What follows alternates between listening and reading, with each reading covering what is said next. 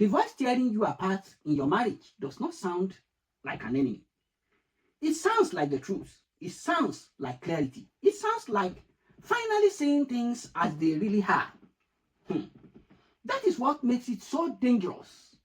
This video is for married couple who love each other, but they feel like the marriage is losing ground and they cannot identify the reason. It's also for the spouse who has started to believe things about their partner that they would never have believed on their wedding day. For the couple who sense something outside themselves and is working against what they are trying to build. Let me tell you this. A lie that is believed in marriage does more damage than an argument because it operates silently and reshapes everything from the inside. By the end of this video, you will recognize the 7 of the most common lies that attack marriages, and you will have the truth to dismantle every single one. Number 1 of such lie is the lie that you married the wrong person. This is perhaps the oldest and the most destructive lie being told to married people. And it always arrives precisely when the hard work of real love is required. Here is how it begins. The season changes as it is with every marriage. The initial rush of romance levels off. Real life arrives in the scene. There will be conflict, of course, disappointment, the discovery of each other's complexity, and in the middle of that reality, the thought surfaces. Maybe I made a mistake. Maybe there is someone else who could have understood me better. The lie is seductive because it offers a way out that feels like clarity. It's not clarity, of course. It's the temptation to abandon the harvest because the farming became hard. Research on marital satisfaction consistently shows a U-shaped curve. This implies that satisfaction drops after the honeymoon period. It drops like this. Sometimes significantly, look at it, before rising again in couples who persevere. The season in which people are most tempted by the wrong person lie are almost always the season that would have produced the deepest bond if both people had stayed. The lie promises an exit, of course. The truth offers a transformation. The next time this thought surfaces in you, say it loud to yourself first, and then to a trusted counselor or a mentor. Naming it removes its power. And then ask a question. Is this a sign that I married a wrong person? Or a sign that I'm being invited into a deeper level of love? That I have not been willing to do the work yet.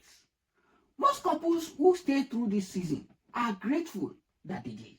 The feeling that you married the wrong person often arrives not when you need to leave, but precisely when you are about to grow. The second lie is the lie that your needs are too much.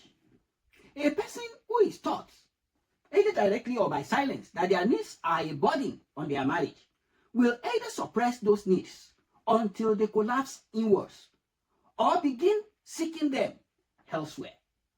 Let's take, for instance, a spouse expresses a need, perhaps a need for connection, for reassurance, for quality time, for physical affection. The other spouse then dismisses it. Who cares about that? Or by saying you are too sensitive. Why do you need so much from me? Other people are not like this. Over time, the person with the need learns to stop asking. But unmet needs will never disappear. They become resentment, distance, or the open door through which an outside connection eventually walks in.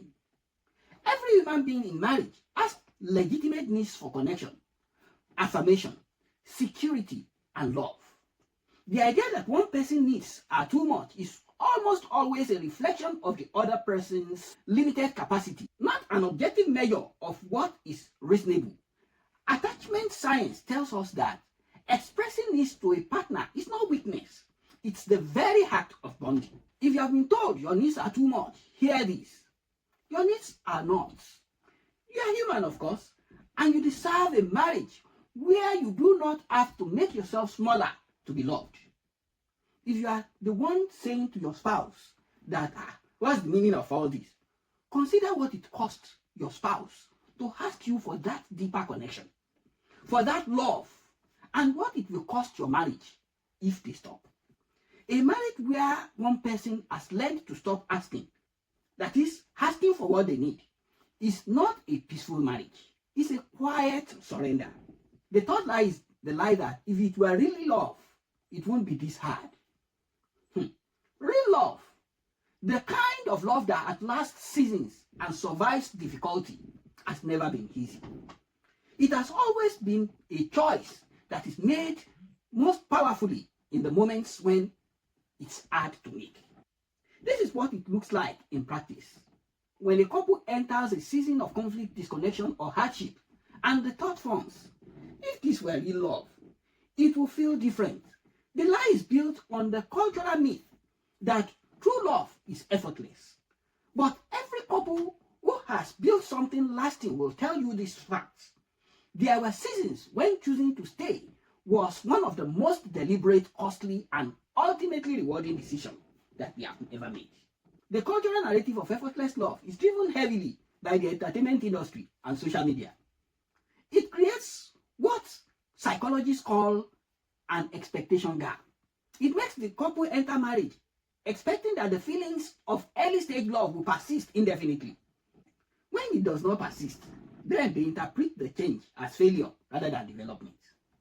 Mature love is not easier than early love. It is deeper, and depth requires patience.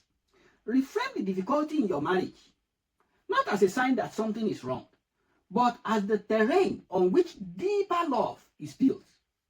As the book of Songs of Solomon in the Bible says, love is as strong as death, and its flames are a most vehement flame. That kind of love is forged, is not found. You do not stumble into that kind of love. You build it together with your spouse. The love worth having is almost never the love that requires nothing from you. So note that and note it well. Lie number 4. You have already forgiven. You should not still feel this. That's another lie. Forgiveness in marriage is a decision, but healing is a process. And the lie that you should feel nothing after choosing to forgive causes many spouses to believe they have failed at something they actually did faithfully. There's a person watching this right now who forgave their spouse for something significant. Perhaps a betrayal, a season of neglect, a wound that went so deep. They made a genuine decision to let it go, but the feeling did not leave when the decision was made. And now they are beginning to wonder whether they ever truly forgave at all. They have not failed. They have simply encountered the distance between the decision and the healing. And nobody warned them that such distance existed. Let's look at this from the perspective of forgiveness research, including the work of Dr. Fred Luskin. It's clear that forgiveness is a choice, but that the neurological and emotional processing of a wound can continue long after the choice is made. Expecting emotional resolution at the moment of forgiveness is like expecting a broken bone to stop hurting. At the moment, a splint is applied. The healing is real, but it takes time. Give yourself permission to both have forgiven and still be healing. These two, forgiveness and healing, are not contradictions. And if the wound was significant, consider seeking help from a counselor, a pastor, or a trusted mentor who can work with you through the healing that forgiveness opened the door to. Forgiveness is the beginning, it's not the end. Choosing to forgive your spouse is not nothing, it's everything. What comes after is not a sign that you have failed. It's a sign that you are human. The fifth lie is the lie that your spouse will never change. The lie that your spouse will never change is dangerous, not because it's false, but because it is delivered too early, before the conditions for change have ever been truly created. In many relationships, this shows up after a significant conflict or a pattern that feels entrenched. One spouse concludes, often from the place of exhausted pain, that the other is fixed, unchangeable, and beyond repair or growth. They stop communicating with hope. They begin managing their spouse instead of engaging them. The posture of hopelessness becomes a self-fulfilling prophecy. Why would someone change for a spouse who has already decided they will never change? That is the question you begin to ask. People can and do change in significant ways, particularly when they are in a relationship. The relationship creates safety, accountability, and genuine indication for growth. The question is not whether your spouse can change. The question is whether you have both built the conditions in which the change becomes possible. If you have ever reached a point where you genuinely believe change is impossible, that conclusion needs to be tested with a counselor, with honest conversations, even with prayer. Not because it is always wrong, but because acting on it prematurely will cost you a future your marriage has not yet had a chance to build. Before you decide that your spouse cannot change, ask yourself this honest question. Have you ever truly created the conditions in which they felt safe enough to try? Ask yourself. The sixth lie, the grass is greener. Let me tell you the facts. The grass is greener where it is watered, and the person fantasizing about greener grass is often standing on perfectly good soil, but they have stopped tending. Think about the time that an outside opinion, a fantasy, an imagined life occupies more space in your mind than your actual marriage did. This is the lie we are talking about. The outside opinion has no conflict, no history, no revealed complexity. It is a projection, a possibility, not a reality. Meanwhile, the actual marriage in which you are is with its reality and real potential. It's being compared by you to something that does not exist. Comparing your marriage with another person's is mere illusion. Research on long-term marital happiness consistently shows that couples who mentally live their marriage, whether through fantasy, emotional affair, or ongoing comparison to alternatives, report significantly lower satisfaction, even in objectively strong marriages. The act of comparison itself diminishes what you have. Commitment is not just a legal status, it is a daily decision to stop shopping. Whatever energy you have spent imagining something else apart from your marriage, redirect it, pour it into your actual marriage. The depth you are looking for on the outside is available on the inside if both people choose to build. As Ruth said to Naomi, where you go, I will go. Covenant love is not conditional on the grass being green. It is what makes it grow. The marriage you are looking for may simply be the one that you have just stopped watering. Be careful. The seventh lie is the lie that God is done with his marriage. This lie is the most spiritually dangerous of all because it dresses itself in surrender and calls abandonment obedience. Here is how it shows up. A couple has been through something devastating. Maybe a case of infidelity, addiction, years of pain, a season that felt unsurvivable. And in the ruins of it, one or both spouses concludes that God must have been releasing them. That the destruction is a sign that grace cannot reach this far. That they cannot find grace before God again. But the God who raised the dead is not stumped by a struggling marriage. And the voice that says, this is too broken, really sounds like the God who makes all things new. Theological hopelessness in marriage, that is the belief that relationship is beyond divine repair, tends to arrive when human resources have genuinely been exhausted.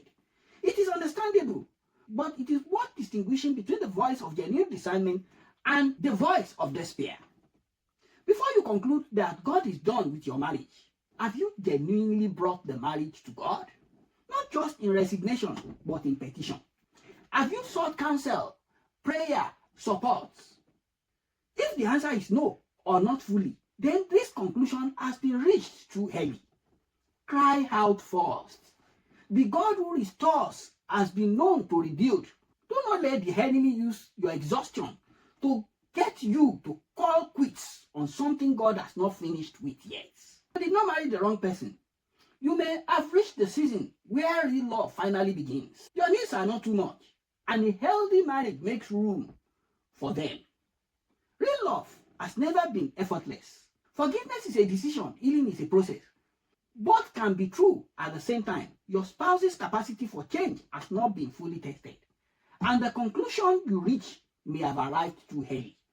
The grass is greenest where it is watered, and your marriage is waiting for what you have been given elsewhere. And God is not done, even if you are tired. A lie believed in a marriage does more damage than an argument. You have now heard the 7 most common ones, and you know the truth that dismantles each one. The question is whether you will choose truth over comforts. Name one lie in this list that has taken up residence in your marriage. Say it out loud. Then say the truth that replaces it out loud also to God. And if it feels safe, say it to your spouse. Share this video with a couple who needs to hear it. Lies die in the light. This is the light. Protect your heart. Love wisely. The truth that your marriage needs has always been available. It was the courage to believe it that was missing. Protect your heart. Love wisely. This is Valcrest. See you in the next one.